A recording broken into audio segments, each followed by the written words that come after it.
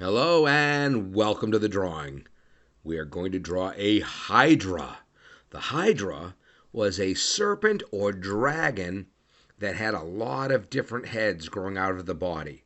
So get out your paper, your pencils, and your pens, and let's begin the drawing.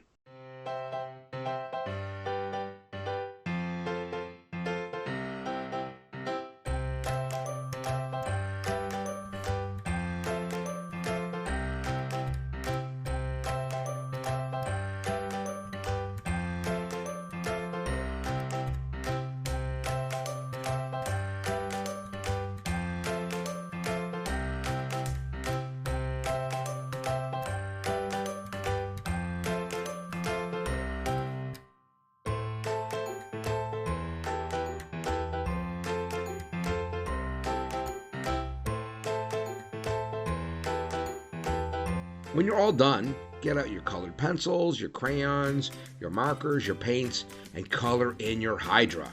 I hope you had fun drawing this. I know I did, and I look forward to drawing with you again.